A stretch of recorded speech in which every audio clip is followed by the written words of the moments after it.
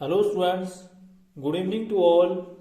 Our today's topic is cash flow statement, chapter number 7, class plus 2. Question number 16. From the following calculate cash flow from investing activities. Goodwill आपके पास दी है. Goodwill में return of हुई, इसलिए इसका investment activity से कोई relation नहीं होगा. ध्यान रखें इस बात का. इस क्वेश्चन के अंदर गुडविल का इन्वेस्टमेंट एक्टिविटीज से कोई भी रिलेशन नहीं होगा क्योंकि गुडविल जो है रिटर्न ऑफ हुई और ये ऑपरेटिंग एक्टिविटीज में आएगी. इसके बाद लैंड एंड बिल्डिंग जो है इसका ओपनिंग भी और क्लोजिंग स्टॉक भी दिया है, प्लांट दिया है, एडिशनल इन्फॉर्मेशन दिया है. और जिसमें एडिशनल इन्फॉर्मेशन में आपके पास दिया है कि आपका डेप्रिसिएशन है प्लांट पे लगा और साथ साथ में आपका लैंड एंड बिल्डिंग पे भी लगा. तो किस प्रकार से जो है प्लांट एंड मशीनरी और डेप्रिसिएशन पे 10,000 और 20,000 जो है वो डेप्रिसिएशन लगा. इसका अकाउंट आपको बनाना पड़ेगा, प्लांट एंड मशीनरी अकाउंट भी, लैंड एंड बिल्डिंग अकाउंट भी. तो किस प्रकार से इसका अकाउंट बनाया जाएगा और किस प्रकार से क्वेश्चन किया जाएगा, क्वेश्चन को करने के बाद आपको क्लियर होगा. तो ये इसमें हम जो है कैश फ्लो फ्रॉम कौन सी एक्टिविटीज निकालेंगे जी, इन्वेस्टमेंट एक्टिविटीज. क्वेश्चन नंबर 16 हम करते हैं. तो क्वेश्चन नंबर 16 में हमने cash flow from investing activities निकालनी है, जिसमें हमारा फर्स्ट कॉलम जो है वो पर्टिकुलर्स का है, उसके बाद अमाउंट इन रुपीज और अमाउंट इन रुपीज. तो इसमें इस क्वेश्चन के अंदर हमें सबसे पहले लैंड एंड बिल्डिंग और प्लांट एंड मशीनरी अकाउंट बनाना पड़ेगा, प्लांट अकाउंट बनाना पड़ेगा. तो हमारे पास सबसे पहले जो है हम लैंड एंड बिल्डिंग अकाउंट बनाएंगे. तो लैंड एंड बिल्डिंग अकाउंट यहाँ लिखेंगे सेंटर में, left hand side is called debit side and right hand side is called credit side. तो जो आपका फर्स्ट कॉलम है वो पर्टिकुलर्स का है, फिर amount in rupees, particular amount in rupees. तो आप सभी जानते हैं कि लैंड एंड बिल्डिंग एक असेट है, असेट का ओपनिंग बैलेंस हमारे पास दिया है. तो हम सबसे पहले लिखेंगे यहाँ पर टू बैलेंस ब्रोट डाउन. तो सबसे पहले ओपनिंग बैलेंस को लिखा जाएगा डेबिट साइड में, क्योंकि असेट जो है वो डेबिट होता है, असेट का डेबिट बैलेंस होता है. तो हमने सबसे पहले असेट का डेबिट बैलेंस लिखना है, टू बैलेंस ब्रोट डाउन. और ये हमारे पास 80,000 है. उसके बाद हम लिखेंगे यहाँ पर बाय बैलेंस कैरी डाउन. जो हमारे पास क्लोजिंग बैलेंस है उसको हम लिखेंगे बाय बैलेंस कैरी डाउन. और बाय बैलेंस जो हमारे पास जो कैरी डाउन दिया है उसको आप बैलेंस लिखेंगे. तो हमारे पास बाय बैलेंस जो कैरी डाउन बैलेंस दिया है वो दिया 1,70,000. फिर हमने इस पे डेप्रिसिएशन लगाया बाय डेप्रिसिएशन. और जब हमने इस पे डेप्रिसिएशन लगाया लैंड एंड बिल्डिंग पे तो वो हमने लगाया 20,000. 20,000 डेप्रिसिएशन लगाने के बाद भी आपने देखा, 20,000 डेप्रिसिएशन लगाने के बाद भी आपने जब देखा, क्योंकि लैंड एंड बिल्डिंग का ओपनिंग बैलेंस जो है 2 लाख दिया है. ध्यान रखें, सॉरी आपने मैंने गलती से 80,000 लिख दिया है, जो ये 2,000 दिया है, 2 लाख दिया है. तो 2 लाख जो है आप टोटल करेंगे तो 2 लाख जो है वो क्रेडिट साइड का 2 लाख ज्यादा आ गया. और जो बैलेंसिंग फिगर बचा हुआ है बाय कैश, कैश का मतलब है कि ये आपके पास आया सेल जो आपके पास आया ये बैलेंसिंग फिगर आया. तो यहाँ पर ध्यान रखें ये आपके पास बैलेंसिंग फिगर आया और ये सेल हुई. कैश बाय कैश हम लिखेंगे इसको, यहाँ पर आया 10,000 और आमने सामने टोटल कर देंगे. तो आमने सामने टोटल करने के बाद ये आपके पास 2 लाख और 2 लाख आ गया आमने सामने बराबर. उसके बाद हम प्लांट एंड मशीनरी अकाउंट बनाएंगे. तो प्लांट एंड मशीनरी का ओपनिंग बैलेंस दिया है 2 बैलेंस ब्रोट डाउन, और ये 2 बैलेंस ब्रोट डाउन दिया है 80,000. और कैरी डाउन बैलेंस दिया है बाय बैलेंस कैरी डाउन. और बाय बैलेंस कैरी डाउन जो आपके पास दिया है वो लिया है 2 लाख. और जब आप इस पर आप डेप्रिसिएशन लगाएंगे बाय डेप्रिसिएशन, यहाँ पर बाय डेप्रिसिएशन लगाया जाएगा क्योंकि आपका डेप्रिसिएशन दिया हुआ इसमें कितना डेप्रिसिएशन लगाना है. और जब आपने डेप्रिसिएशन लगाया तो आपका 10,000 है, आपने टोटल किया तो आपके पास आया 2,10,000. 2,10,000 में से 80,000 घटाया तो जो आपके पास बैलेंसिंग फिगर आया वो आया टू कैश, जिसको आप बोलते हैं परचेज. और ये आपके पास आया 1,30,000. आमने सामने जो है वो बराबर आ गया 2,10,000 एंड 2,10,000. इसका टोटल किया आपने. तो अब इसके बाद जो है हम जो है cash flow from investing activities की बनाएंगे. तो हमारे पास इस क्वेश्चन से हमारे पास यहाँ पर सेल आई, तो यहाँ लिखेंगे sale of land and building, proceed from sale of land and building या sale of land and building, sale of land and building. तो sale of land and building जो हमारे पास आया वो आया जी इस क्वेश्चन के अंदर 10,000. लेस करेंगे आप इसमें से परचेज. आप सभी जानते हैं परचेज जो है लेस की जाती है, तो इसमें से लेस परचेज होगी, यानी कि जिसको बोलते हैं परचेज ऑफ प्लांट. और परचेज ऑफ प्लांट जो आपने इसमें से 1,30,000 जो आपका यहाँ पर आया, जिसको आप बैलेंसिंग फिगर यहाँ पर बोलेंगे कि जो आपको बैलेंसिंग फिगर आया, जो परचेज आया, और ये माइनस का आया और ये प्लस का आया. तो जो आपके पास आंसर आया हुआ है cash used in investing activities, और ये आपके पास जो आंसर आया वो आया जी 1,20,000 जो आपका माइनस का है। तो cash use in investing activities. तो ये था जी आपका क्वेश्चन नंबर 16 की किस प्रकार से क्वेश्चन नंबर 16 को किया जाएगा वो आपने देखा। अब हम करते हैं क्वेश्चन नंबर 17, जिससे आपको जो है वो क्लियर होगा कि किस प्रकार से cash flow from investing activities जो है कैलकुलेट किया जाएगा।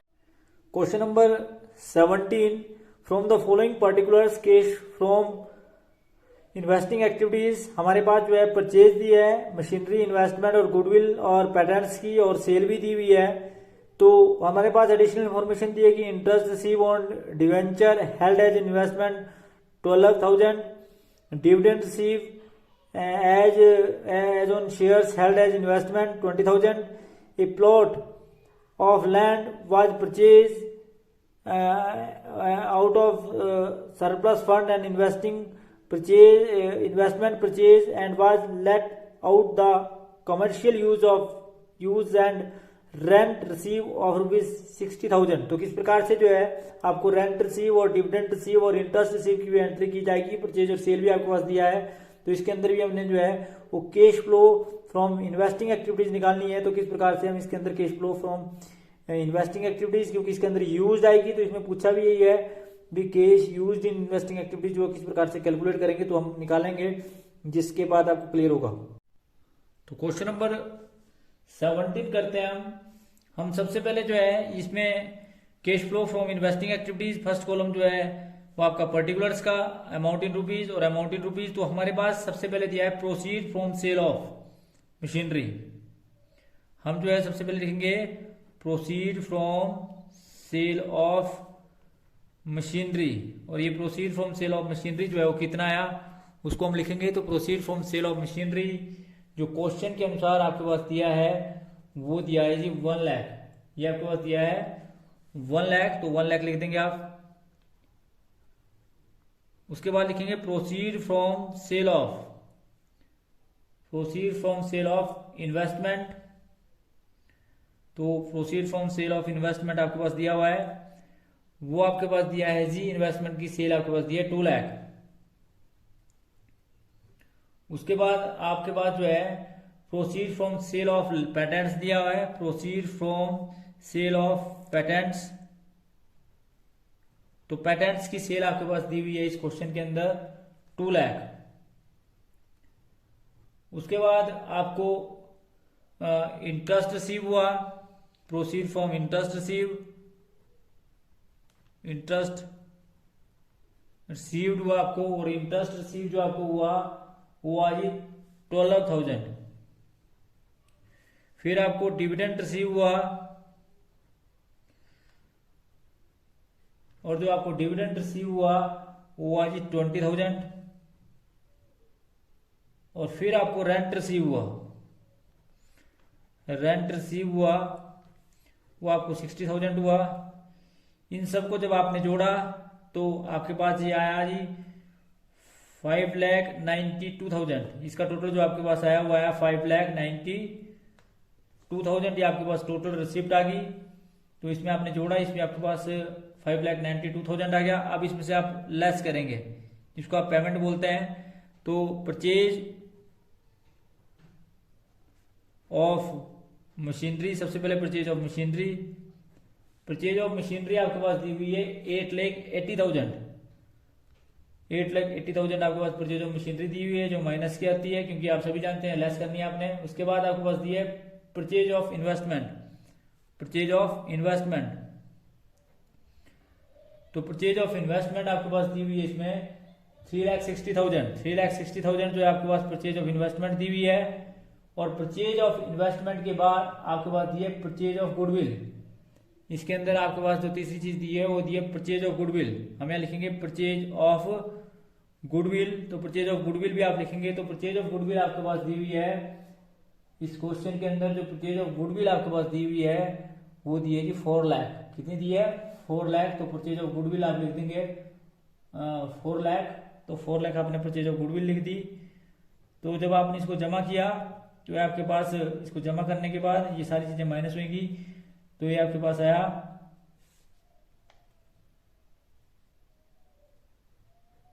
4 16 लाख